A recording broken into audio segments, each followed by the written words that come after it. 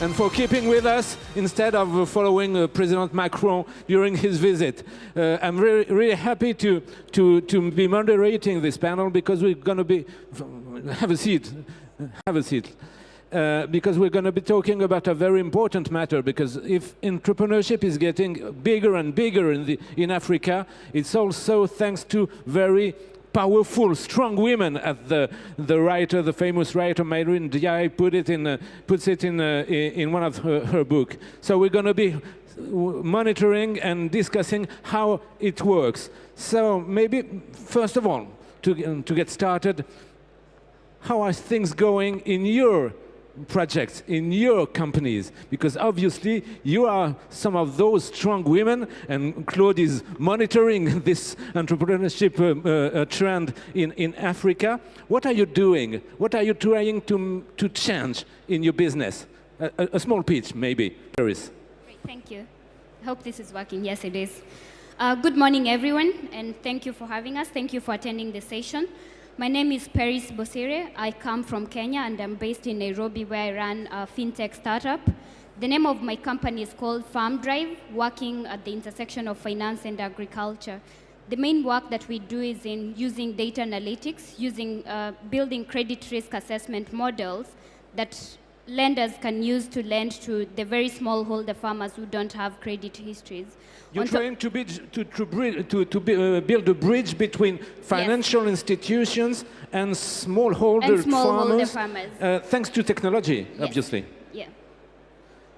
Sarah, what are you doing? I think you've been trying to prevent desertification thanks to the acacia trees. Exactly. How does it work? Exactly. Our innovation is not so tech innovation. It's more about how to think consciously about lands. 70% of lands of Tunisia are becoming desert, and we are using acacia trees to recreate sustainable ecosystems. But now, integrating technology so we can support farmers, smallholder farmers like my colleague, with IoT and blockchain. And Claude, you're the chairman and editor-in-chief of True Africa. It's a media platform. Yeah, well, thank you, What do Arnaud. you try to do? Yeah, well, what we do is represent and champion the young African voices all over the world, but also mainly on the continent. And what we find is that when we talk about innovation and technology, we end up featuring a lot of women. But I also wanted to talk about the platform that we created in Togo to support young entrepreneurs in 2013. It's an annual platform.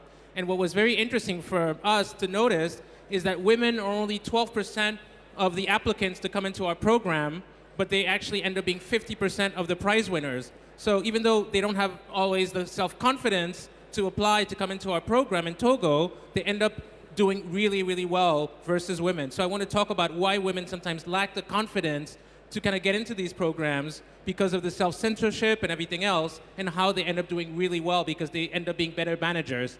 Okay, maybe, hopefully, Afua Osei is going to be joining us, but she just landed in Paris this morning, you know, and she's stuck in the traffic because of an accident on the highway. So she's doing her best, and hopefully she's going to be joining us. She leads Africa. The platform she's been launching is focused on millennial women and millennial entrepreneur women in Africa. She's based in Nigeria. Don't forget, you may join the conversation. I've got a few questions to ask to our panelists, but you may join the show by using the Slido app, and I'm going to be picking a few questions. Maybe to get started, because we're talking about gender diversity, maybe let's get rid of some preconceived ideas. So entrepreneurship and tech is not only a men's world. Things are really changing in your countries, in your projects. How are things going? Maybe Peris, how is it you're in Kenya? How are things going? Great, thank you. So how are things going? And maybe speak closer to the mic, please. Great. So how are things going? I think if you look at the audience in the room, the topic is gender diversity playbook, and we have a lot of men represented in the room. So how are things going? We're improving. We are doing better, but we're not there yet. The statistics are still very, very grim in terms of women who are actually innovating and women entrepreneurs, women who are receiving finance, who are getting capital from the VCs and all the other funds, we still have a very small number of women in the leadership positions in these tech organizations, even globally. If you look at the top organizations all the way from the US, in Europe, and still Africa, women are still underrepresented in the leadership positions. And that's what trickles down to having very few women because we don't have this representation at the top.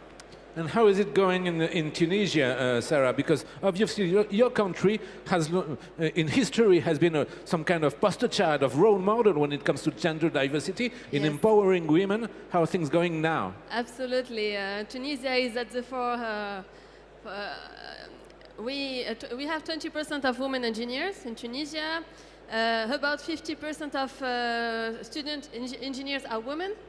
I think the Tunisian model is based on education. We have had the chance since the independence of Tunisia in '56 to have a high investment in education, and now today the gap is not between women and men. Actually, the gap is between rural and cities and access to education. Yeah, it was a part of the vision of the late President Bourguiba, Exactly. empowering women, and it's still working, obviously. Still. Okay, Claude, you've been monitoring entrepreneurship and the new trends all over Africa on a global scale in the continent. Where are the things moving, and where are things maybe stalling? I think it's really appropriate that we are right next to the remarkable Rwanda stage here because they have the zone and they're one of the few African countries that are represented at VivaTech.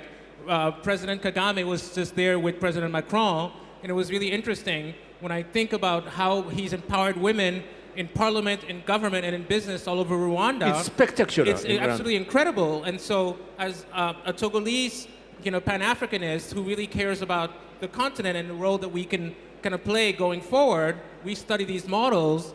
And the whole balance of power is something that I really care about. And as I said, with True Africa, we don't necessarily have to seek out a quota to represent more women. It just seems that the more interesting stories that are coming out, including the stories that we did on you and what we did on Afua from She Leads Africa, they just organically are coming from homegrown solutions that are imagined by women.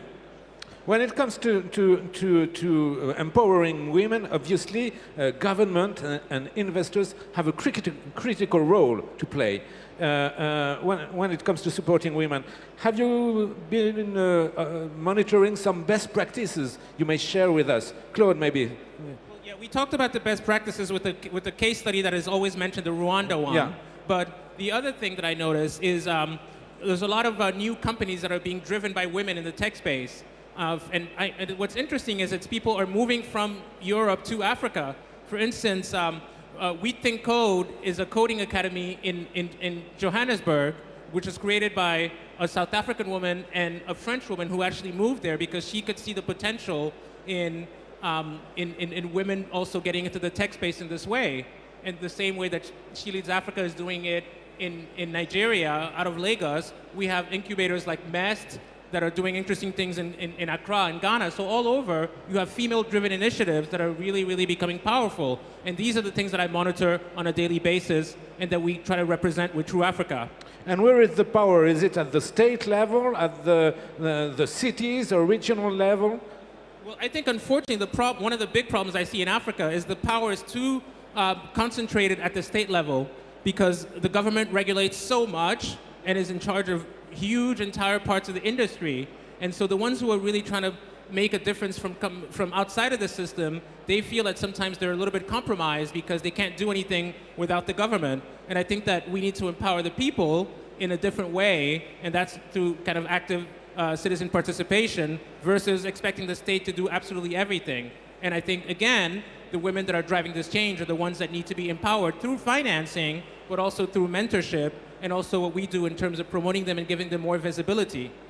Sarah, Peris, in your countries, people have been trying to build a business-friendly, entrepreneurship-friendly ecosystem. How has it been working for you with your projects?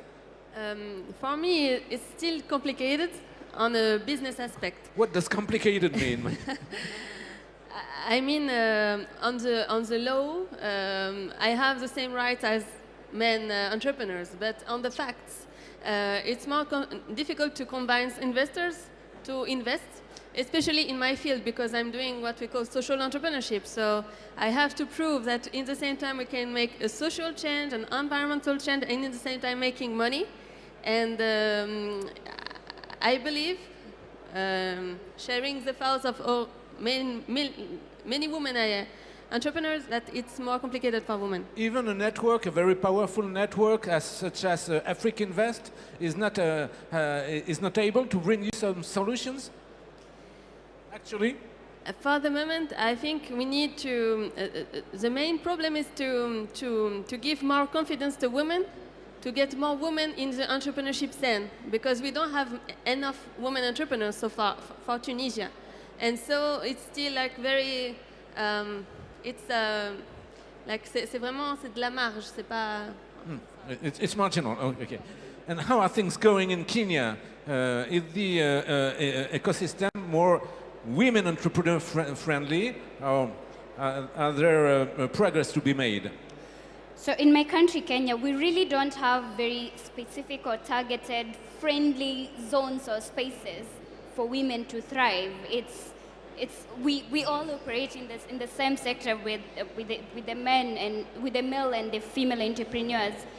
One of the gaps that I have really seen is because of the gaps that already exist, even from the investor committees and the people who are making decisions on who to invest in, the subconscious bias is still there, the lack of diversity is still there, which creates more gaps.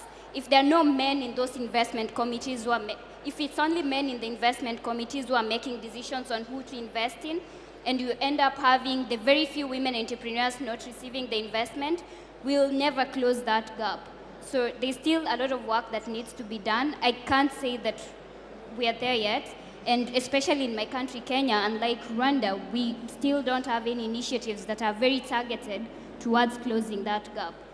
As an entrepreneur myself, I think one fact as a woman that we have to keep considering, and the male entrepreneurs as well as we run our organizations, we have to be very deliberate about assigning women to the leadership roles, mentoring women to join the technical companies in those leadership roles so that we can fill in the gaps. It has to come from a point of deliberation that we need to do this and not we need women. Yeah. Obviously, to have things, to make things improve, to improve things, education, training of women entrepreneurs is a critical topic. I've got a few questions about it that came through Slido. Keep on using it. The first one, do you think that the investment in education is the best way to solve gender inequality in the long term? And I've got a second question. How do we attract more women into tech careers? What do you think about it? What kind of solutions would you have to promote? Peris, start, and we're going to be discussing it with Sarah and Claude as well. The first question, don't you think that the investment in education is the best way to solve gender inequality in the long term? Obviously it is, but in particular, how may we attract more women in tech careers? How to attract more women in tech careers? It's very simple. Give them those opportunities that exist. Let's have a diverse representation of people attracting women to the opportunities that need to be there. If it's leadership, let's have women being given the leadership positions as well. Let's have technical roles being assigned to women deliberately so that we can have that diversity at the top. We can't just assume that women will compete on the same front as men, because the subconscious biases already exist.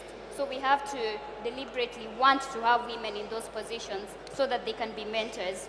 But you need a strong will from the universities, high schools as well. You've got a wonderful school, a wonderful university in Kenya. I've been meeting the founder of Mount Kenya University, who is really pushing very strong in that way. Is it some kind of exception, or are more universities trying to go this way?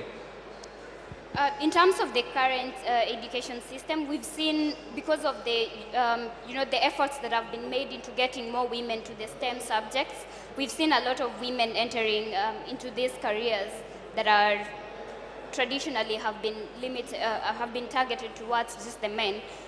But if there are no women at the top, if these women who are going through the STEM programs are not seeing their career path, are not seeing more women at the top and where they can easily fit in, then they are going to drop out. They're not going to the glass practice. ceiling, the famous glass ceiling. They're not going to practice. So we need women to be represented across all the levels or the verticals as you go up, so that there's a direct career path and motivation and mentorship for the women who are coming up in those roles. What's your point of view, Sarah? In Tunisia has been investing in women education, but when it comes to the tech careers, how are things going? In Africa, 70% of people are under 30. So I think I'm very optimistic about tech careers for men and women, because basically in 10 years we will not talk anymore about jobs without tech in it.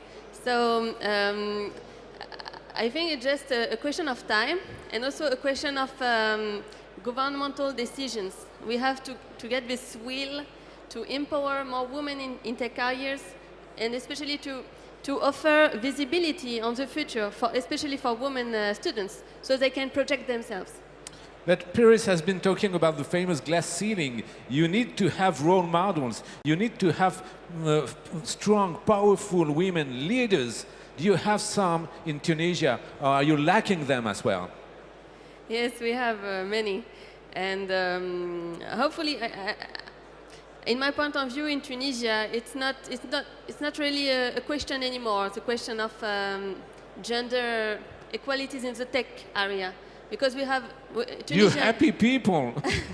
Because Tunisia is well known for its engineers in technology and computing, etc. And more and more young women, when they enter into university, they want at the end to get a job. And we know jobs will be in this sector. Claude, as an entrepreneur and as an expert, what do you think about it?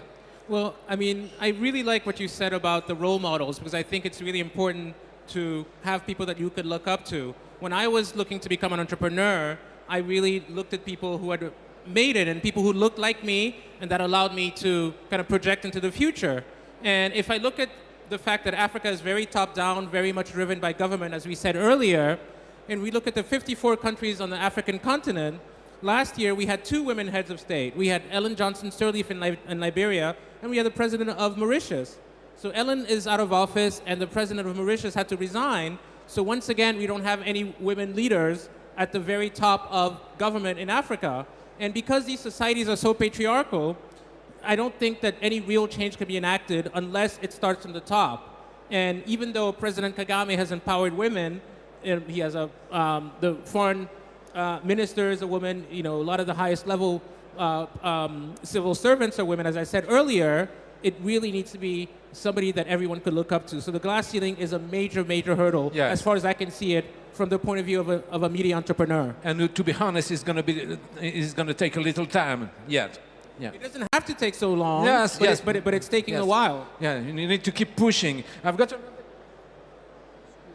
another question from Slido, a very specific one, about the French Presidential Council for Africa founding concept of turning debt into funding for local startup resources. What do you think about it? Claude, obviously you've got a point of view about that. I do, and I've been thinking about how AFD, who are right there next to our True Africa stand, they're going to be repurposing some of the French funding to fund startups, and I think that's one of the things they're going to announce tomorrow morning is a Digital Africa initiative. So the traditional model in France, when thinking of Africa, was, okay, Africa has no money, so we have to just give them development money, and it's just a basket case. So what's changing now is Digital Africa is turning it around and thinking now we're going to be investing in new companies as opposed to just thinking that Africa is one big charity. Sarah Peris, you've been developing now. Yes, because I'm part of the French Presidential Council for Africa, so it was part of our mission to advise the French president on how France can have an impact, how can France review its partnership with African countries, And what I think is the most important is respect. I mean, respect and also equality. When France is talking with African countries, it's not anymore, we are not talking anymore about, like, we want to leave colonization behind. Yeah, we need to do so. We need to. And so what we found is that we have to transform the way France and African countries are working, and how we can support youth, African youth, so they can create their own solutions. Peris, what do you think of such a tool? One of the biggest fundraising rounds last year in my country, Kenya, went to a company called Jumo, and that series was led by Propaco, which is the private investment arm of the French Development Agency.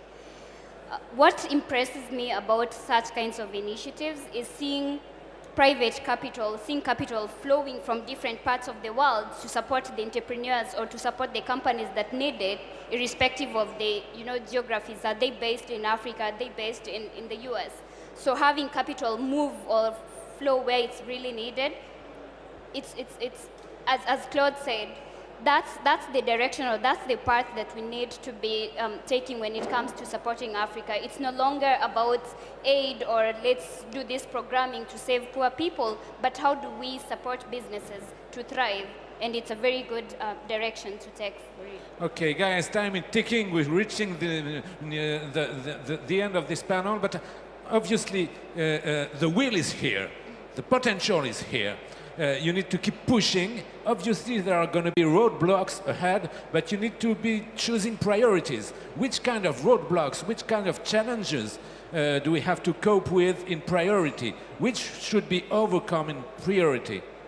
Peris, what do you think about it? What is the next goal, the next challenge, the next fight to be fought?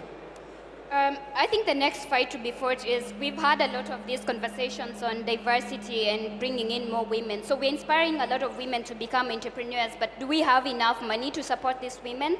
So that's the next challenge. So the investors, the investment committees, you really have to start thinking of how do you have diversity in your investment, in your portfolios, and do you have the right people making decisions with diversity in mind? That's the next challenge. So let's have more money to support the entrepreneurs that are coming up. And investors from every background, African ones, I was talking about Africa Invest, and there are other networks, French ones, European ones, Chinese are very deeply involved in African entrepreneurship, no matter.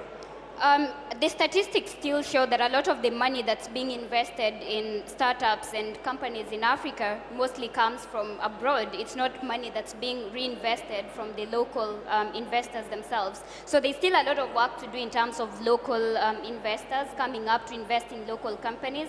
But still, the gender diversity conversation, it applies to everyone. If you're investing money, regardless of where you're investing, you really need to have that in mind. Sarah, what is the main front line for you? In your case, and maybe on a more global scale. Yeah, on a more global scale, I think, of course, we need to showcase role models, to showcase the success stories of women in Africa who are successful, so we can, of course, inspire, but more than it, create links and create more mentorship between young women, especially students, who wants to go into tech careers or to start tech companies, so they can have get more confidence. Claude, we've been talking about role models. Obviously, medias have a critical role to play. You're a media man. What are you trying to do from this point of view? Well, I've been a media entrepreneur for 20 years, so Yes. True Africa is my latest media venture, and I have to say, for me, if we're going to look at game changers, we also have to look at African investment for African companies. You know, with our own experience with True Africa, I have to be really honest, we have not been able to raise any African money outside of the money that I invested myself. Even for such a powerful project? Yeah, and even for somebody who's already succeeded as an entrepreneur, and the investors that we raise money from are in the UK, and we raise money also from Google, again, another American company. And I want to change this paradigm where African entrepreneurs think that they always have to go outside the continent to raise money. and that the money has to come from France, the money has to come from the UK, from the US, or from China. But you've got resources that may come from within, in fact. From within, and the Yes. very wealthy Africans, you know, very few of them are doing what Tony Elumelu has done in Nigeria, as in investing in 10,000 companies, you know, and putting $100 million on the table. Many Africans have a lot of money, but they don't necessarily want to invest it in companies that are going to grow the economic base of the continent. They'd rather buy apartments here in Paris or in Switzerland. So we have to change that as well. Yes, keep the revolution, the entrepreneurial revolution going further. And from a more global point of view, outside of investing, the front line, the main front line, the roadblocks that should be overcome in priority, according to you? It's really the mentality shift. Yes. Thinking that everything that comes from outside of Africa is better than what's actually made in Africa. You know, and so when we talk about going beyond that whole kind of neo-colonial mentality, it's not necessarily thinking that we're worse than everybody, but it's actually empowering the people who are actually doing really new things. And that's why I have so much hope in the future when I look at the youth of Africa, because their mentalities are changing, also because of their access to digital technology and new information communication methods. Obviously, you've been very efficient when it comes to time managing, so we still have time for one very last question from Slido. This is this one. What should be the priority, representation or sound tech, when it comes to investing, when it comes to launching projects? What do you think about it? Claude, maybe? Since we only have a minute left, the last word should be for one of the women, or both of them, right? Okay, Sarah, what do you think? Representation or sound tech? Sound tech, pure technology, genuine technology. I don't... No? Yeah. Peris? There's this hashtag I like using in some of my social media posts. Representation matters. Speak closer to the mic. We can't hear you. Yeah, I was saying there's a hashtag I like using, which is representation matters. So for me, representation takes precedence, because to achieve anything, you need a lot of skill sets. And biologically, but men and women think differently, and we're different. But you need both of these skill sets to make something that's much more innovative. So we need representation even before we innovate. Claude, I'm sure actually you've got one thing to say about it. No, I don't want to be in the cheerleading thing that everybody does at these kind of conferences. Oh, Africa is the future and this and that, because we know that demographically, right, Africa is the future. We need to keep in the real world. Yeah, okay. And there's always this, you know, potential of Africa, Africa's the future, all this talking, but when you really look at the actual investments in the companies, there's really not that much. And I think conferences like this are where these needs to change. As opposed to talking, we need real action, real investment, real wire transfers coming into real people's accounts so that we can create the jobs for the future. Thank you very much for sharing your experience and your opinions with us. Please, a big round of applause for our panelists. And we're getting back to Marcia and Steve for the next panel. Thank you. Have a nice day.